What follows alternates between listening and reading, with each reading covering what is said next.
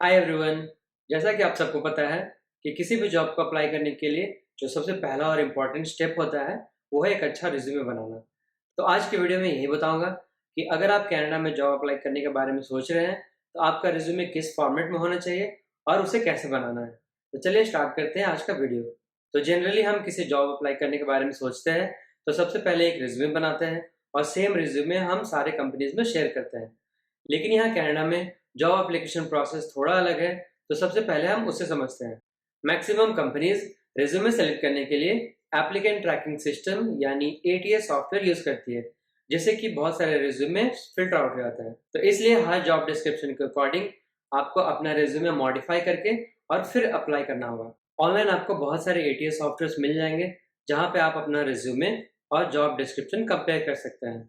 Compare करने के बाद आपको एक स्कोर बताएगी जिससे आपको पता चल जाएगा कि आपका रिज्यूमे उस जॉब से कितना मैच कर रहा है। तो अब बात करते हैं कि आपका रिज्यूमे किस फॉर्मेट में होना चाहिए और उसे कैसे बनाना है। कनाडा में जॉब अप्लाई करने की एक वेबसाइट है जिसका नाम है जॉब बैंक। ये ESDC यानी एम्प्लॉयमेंट सोशल डेवलपमेंट कनाडा इस वेबसाइट को मैनेज करती है।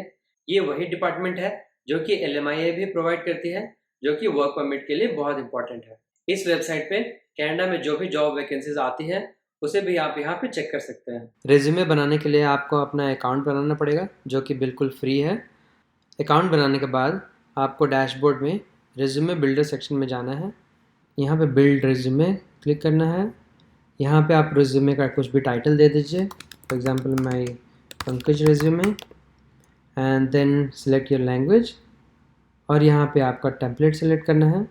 यहाँ पे दो तरह के टेम्पलेट हैं, एक ट्रेडिशनल जो कि एक्सपीरियंस प्रोफेशनल्स के लिए है और दूसरा है for youth and recent graduates. तो आप अपने अकॉर्डिंग इसे सेलेक्ट कर लीजिए। यहाँ पे आपको एक बना बना टेम्पलेट मिल जाएगा जो कि जनरली सभी जॉब्स के लिए यहाँ पे फॉलो किए जाते हैं। तो आप चाहें तो उस सेम टेम्पलेट को रख सकते हैं या फिर आप उसे मॉडिफाई कर सकते हैं। अगर आपका जॉब में ऑलरेडी कुछ एक्सपीरियंस है तो आपको प्रोफेशनल समरी से स्टार्ट करना है, फिर वर्क एक्सपीरियंस शो करना है। तो यहाँ पे हर एक जॉब का एक सेक्शन रहेगा, तो जितने भी कंपनीज़ या फिर जॉब रोल्स में काम कर चुके हैं आप उसे यहाँ पे वर्क एक्सपीरियंस में दिखा सकते हैं। इसको आपको रिवर्स क्रोनोलॉजिकल ऑर्डर में डालना है।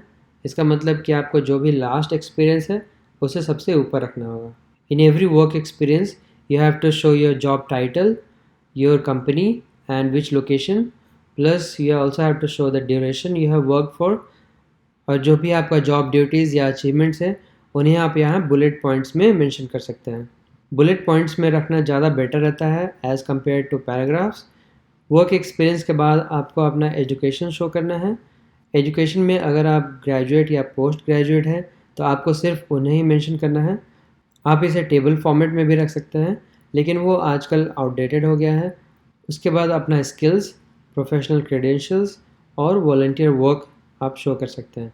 वॉलंटियर वर्क शो करना कनाडा में एक बहुत इंपॉर्टेंट फैक्टर होता है और यहाँ के मैक्सिमम एम्प्लॉयर्स इसे कंसिडर करते हैं। तो अगर आपका कोई भी वॉलंटियर वर्क एक्सपीरियंस है, वो पेड या अनपेड हो, उसे ज़रूर शो करें।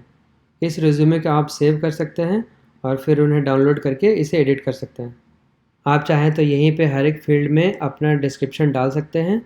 कंप्लीट करने के बाद आप यहीं से रेडी किया हुआ रिज्यूमे डाउनलोड कर सकते हैं। यहीं पे आपको डूज़ एंड डोंट्स का लिंक मिल जाएगा जहाँ से आपको बहुत सारे इंपॉर्टेंट पॉइंट्स मिल जाएंगे कि आपको अपना रिज्यूमे कैसे रखना है।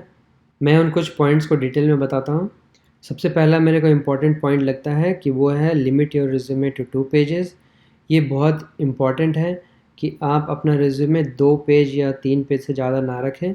अगर आप फ्रेशर हैं तो आपको 1 पेज ही रखना है।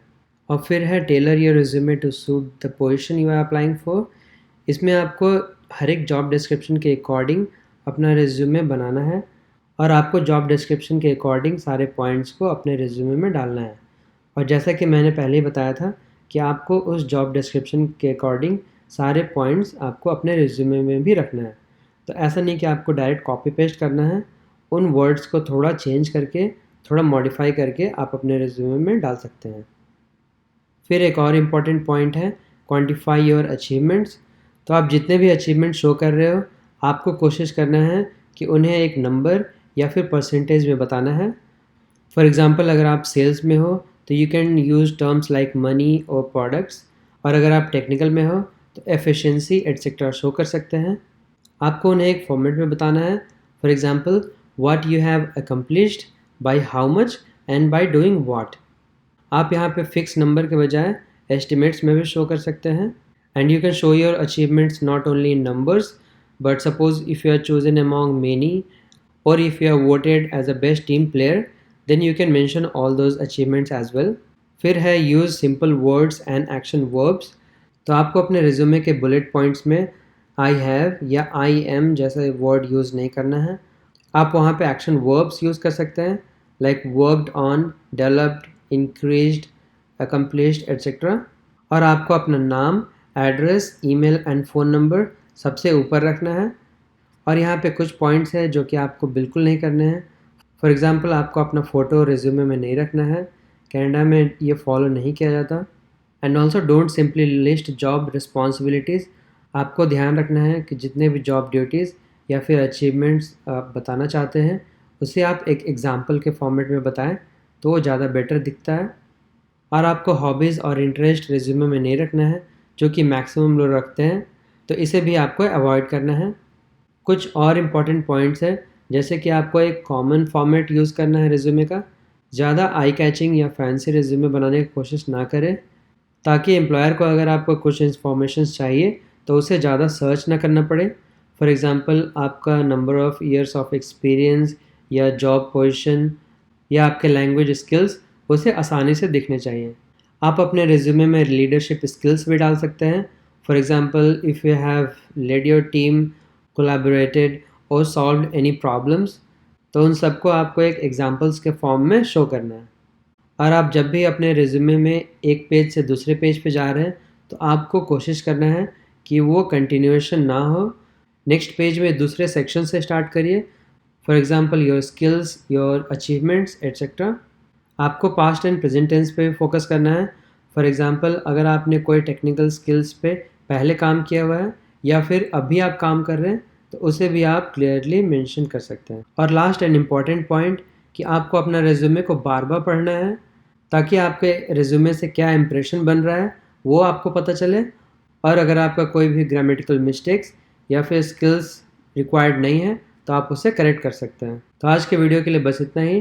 अगर आपके कोई भी क्वेश्चंस हो तो आप उसे कमेंट में ज़रूर बताएं। Thank you for watching.